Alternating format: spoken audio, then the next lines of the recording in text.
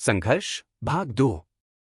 क्या जेनिफर का मुंह खुला का खुला रह गया जब उसे पता चला कि उसे काल कोठरी में डाला जा सकता है। एडगर की काल कोठरी की कहानियां उसके दिमाग में कौंध गईं और उसका पसीना ठंडा हो गया। एलेसेंड्रा यह आदेश देकर अनावश्यक रूप से कठोर हो रही थी। यह बिल्कुल अनुचित है।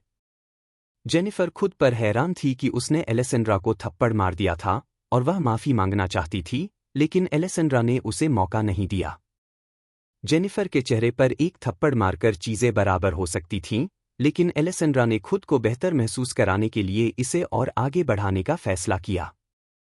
तुमने मेरे आदेशों की अवहेलना की है और मुझे मेरे ही घर में थप्पड़ मारा है। मुझे पूरा अधिकार है कि तुम्हें इसके परिणाम भुगतने पड़े। मैं तुम्हें सजा नहीं दूंगी, लेकिन मुझे लगता है कि वहां 1 या 2 रात बिताने से तुम्हारा दिमाग साफ हो जाएगा। अगली बार अपने हाथों पर काबू रखना सीखो। अल्फ्रेड, एलेसेंड्रा ने बटलर को बुलाया ताकि वह जेनिफर को ले जा सके। जेनिफर ने ही चीजों को इस मोड़ पर पहुंचाया था और एलेसेंड्रा का चेहरा थप्पड़ खाने के बाद अपना मन बदलने वाली नहीं थी। उसके दिमाग के पीछे एक एहसास था कि इसके आसपास जल्द ही बहुत संघर्ष होने वाला था, चाहे वह जेनिफर की तरफ से हो या एडगर की मां की तरफ से।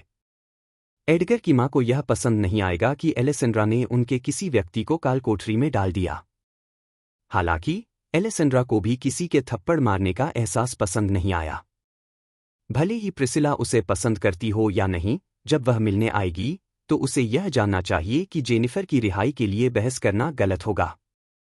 तुम यह नहीं कर सकती। मैं इस जगह को छोड़ दूंगी।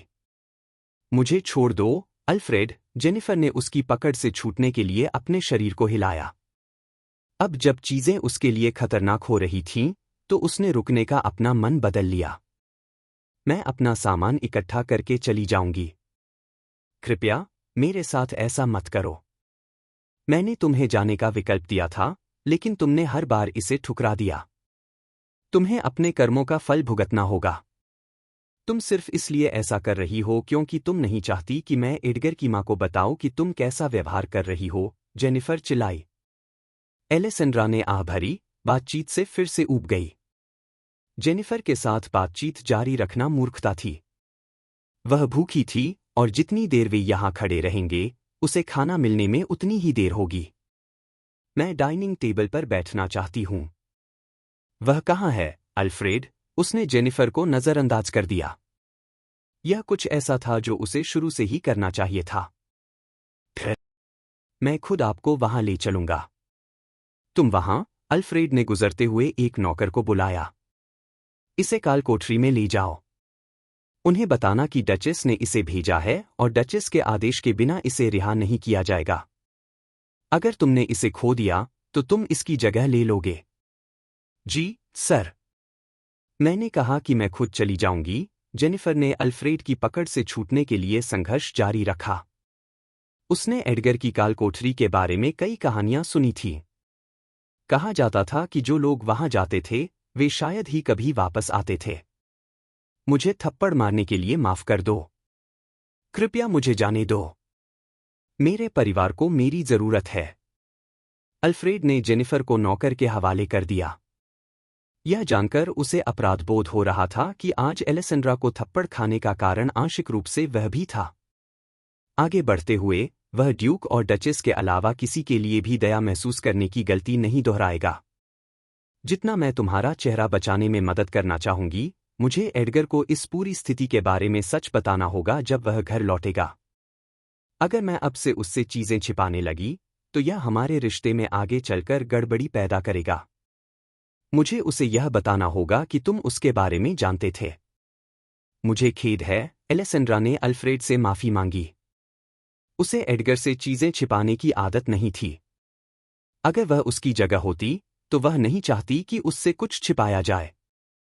मैं समझता हूं, अल्फ्रेड को यह बात पूरी तरह से ठीक लगी। उसने गलती की थी और इसे छिपाने वाला नहीं था। मैं एक बार फिर माफी चाहता हूं कि मैंने उचित कार्रवाई नहीं की। चलिए, मैं आपको नाश्ते के लिए ले चलता हूं। एलेसेंड्रा को उम्मीद थी कि अल्फ्रेड इस बारे में ज्यादा नहीं सोचेगा। हालांकि वह बटलर था और एडगर की अनुपस्थिति में घर को संभालने वाला व्यक्ति था, लेकिन वह भी इंसान था और कभी न कभी गलती करेगा ही। अल्फ्रेड, तुम अपने खाली समय में क्या करना पसंद करते हो? एलेसेंड्रा ने विषय बदलने के लिए पूछा। मैं? अल्फ्रेड को उसके निजी जीवन के बारे में पूछे जाने पर आश्चर्य हुआ। मुझे टहलना और अपने दिनों में प्राकृतिक दृश्यों का आनंद लेना पसंद है।